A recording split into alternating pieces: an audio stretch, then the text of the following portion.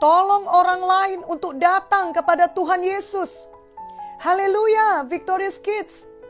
Selama ini, sebelum ada pandemi COVID-19, kita selalu mengadakan KKR atau kebaktian kebangunan rohani. Dan juga tentunya beribadah bersama di gereja setiap hari Minggu. Kita bersyukur bahwa banyak di antara Victorious Kids sudah mengajak dan membawa teman, saudara, bahkan orang tua ke ibadah KKR kita. Sehingga mereka semua benar-benar mengenal dan menerima Tuhan Yesus sebagai juru selamat pribadi mereka. Itulah mujizat terbesar, yakni mujizat keselamatan jiwa. Namun kita tidak perlu menunggu pandemi COVID-19 berakhir atau menunggu diadakan lagi KKR untuk dapat membawa teman dan keluarga kita datang kepada Tuhan Yesus. Setiap hari kita dapat menolong orang lain untuk dapat datang kepada Tuhan Yesus dengan perkataan kita yang menceritakan tentang Tuhan Yesus dan juga dengan perbuatan kita yang baik kepada mereka. Victorious Kids, itulah pekerjaan yang terbaik dan terhebat di dunia ini, yakni membawa orang lain kepada Tuhan Yesus, sehingga mereka percaya kepada Tuhan Yesus dan menerima keselamatan. Kelak bila Victorious Kids dewasa, apapun pekerjaan Victorious Kids, apakah sebagai dokter, pengacara, tentara, guru, pendeta, atau apa saja, semua Victorious Kids kiranya selalu menolong orang-orang di sekeliling Victorious Kids untuk datang kepada Tuhan Yesus. Karena memang hanya Tuhan Yesus yang dapat menolong hidup kita dari semua masalah yang ada. Hanya Tuhan Yesus yang sanggup menyembuhkan semua penyakit. Dan hanya Tuhan Yesus yang sanggup mengampuni semua dosa kita dan memberikan hidup yang kekal di sorga bagi kita. Mazmur 103:3 berkata, Dia yang mengampuni segala kesalahanmu, yang menyembuhkan segala penyakitmu. Victorious Kids, hanya Tuhan Yesus jawaban sejati bagi seluruh umat manusia. Dulu Oma Munte, sebelum mengenal Tuhan Yesus, banyak kesedihan yang dialami olehnya. Paman yang dikasihinya meninggal dunia, dan tak lama kemudian disusul oleh ibunya juga meninggal dunia. Itu kehilangan yang sangat besar. Kemudian ayah dari Oma Munte juga sakit-sakitan. Dan selain itu Oma Munte mempunyai banyak adik-adik yang harus diurusnya. Sebab Oma Munte adalah anak yang paling sulung. Dan banyak adik-adiknya tersebut yang masih kecil-kecil. Ditambah lagi Oma Munte sendiri masih berkuliah di Fakultas Kedokteran USU. Semuanya itu memerlukan biaya. Dan kehidupannya yang keras seperti itu membuat Oma Munte tidak banyak tersenyum. Karena hidupnya yang penuh perjuangan. Tapi suatu hari Oma Munte menerima Tuhan Yesus sebagai Tuhan dan Juru Selamat pribadinya. Sejak saat itu hidup Oma Munte berubah. Walau Oma Munte masih harus berjuang untuk mengurus ayahnya dan adik-adiknya, juga mengurus kuliahnya, dan mengurus semua biaya, namun Oma Munte tidak lagi penuh kesedihan. Oma Munte menjadi orang yang suka berbicara tentang kebaikan Tuhan Yesus, dan dia juga menjadi orang yang suka tersenyum, karena hatinya penuh sukacita yang dari Tuhan. Ini membuat teman-teman dan saudara-saudara Oma Munte menjadi tertarik tentang Tuhan Yesus, sebab mereka melihat perubahan yang nyata dalam hidup Oma Munte. Oma Munte menjadi terang dan berkat bagi orang-orang di sekelilingnya. Oma Munte menolong orang lain datang kepada Tuhan Yesus.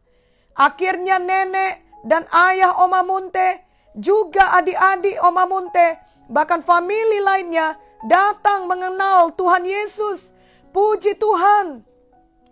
Victorious Kids, itulah juga yang perlu kita perbuat.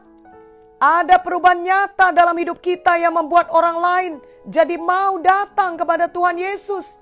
Itu namanya kita menjadi berkat, menjadi terang dunia dan garam dunia. Matius 5 ayat 13-14 dan 16 berkata, Kamu adalah garam dunia. Jika garam itu menjadi tawar, dengan apakah ia diasinkan?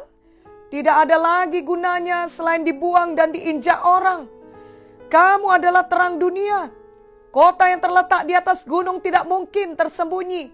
Demikianlah hendaknya terangmu bercahaya di depan orang, supaya mereka melihat perbuatanmu yang baik dan memuliakan Bapamu yang di sorga. Mari Victorious Kids suka berbuat baik dan menjadi garam dunia. Maka barulah terang kita bercahaya, dan ini menjadikan orang-orang memuliakan Bapa di sorga, dan menjadikan orang-orang mau datang kepada Tuhan Yesus. Janganlah Victorious Kids sebagai anak Tuhan tidak menjadi berkat kepada orang lain. Misalnya Victorious Kids sangat nakal atau sangat malas, atau Victorious Kids suka mencuri barang orang lain dan selalu berbohong. Apalagi jika Victorious Kids suka berkelahi atau membuli orang lain. Hidup yang seperti itu sama sekali tidak menjadi berkat dan terang, dan tidak akan menolong orang lain untuk datang kepada Tuhan Yesus. Justru membuat mereka semakin tidak mau datang kepada Tuhan Yesus. Mereka akan berkata sia-sia saja mengikut Tuhan Yesus kalau ternyata hidup kita sangat jahat dan merugikan orang lain. Victorious Kids, janganlah hal seperti ini terjadi. Itu sebabnya kalau masih ada Victorious Kids yang masih suka berbuat kejahatan atau dosa dengan sengaja, maka marilah bertobat sungguh-sungguh dan ikutlah Tuhan Yesus dengan segenap hati. Jangan lagi menjadi anak yang nakal, apalagi anak yang jahat. Marilah menjadi anak yang baik, yang menjadi berkat dan terang, yang menolong orang lain untuk datang kepada Tuhan Yesus. Dalam Markus 2 diceritakan tentang Tuhan Yesus yang sedang memberitakan firman di suatu rumah di Kapernaum, di mana banyak sekali orang berkumpul, sehingga tidak ada lagi tempat, bahkan di muka pintu pun tidak. Lalu ada seorang yang lumpuh, namun dia tidak sendirian. Ada 4 orang yang menolongnya, yang menggotongnya. Markus 2 ayat 4 menuliskan, tetapi mereka tidak dapat membawanya kepadanya karena orang banyak itu. Lalu mereka membuka atap yang di atasnya. Sesudah terbuka mereka menurunkan tilam tempat orang lumpuh itu terbaring. Jadi Victorious Kids, 4 orang yang membawa orang lumpuh ini tidak menyerah. Walau tidak bisa masuk melalui pintu, mereka tetap berusaha dan membawa orang lumpuh itu melalui atap untuk datang kepada Tuhan Yesus. Karena mereka beriman dan percaya Tuhan Yesus mau dan sanggup menyembuhkannya. Dan memang itulah yang terjadi. Dalam Markus 2 ayat 11-12 dituliskan, kepadamu kukatakan, bangunlah, angkatlah tempat tidurmu, dan pulanglah ke rumahmu. Dan orang itu pun bangun, segera mengangkat tempat tidurnya, dan pergi keluar di hadapan orang-orang itu, sehingga mereka semua takjub, lalu memuliakan Allah. Katanya, yang begini belum pernah kita lihat.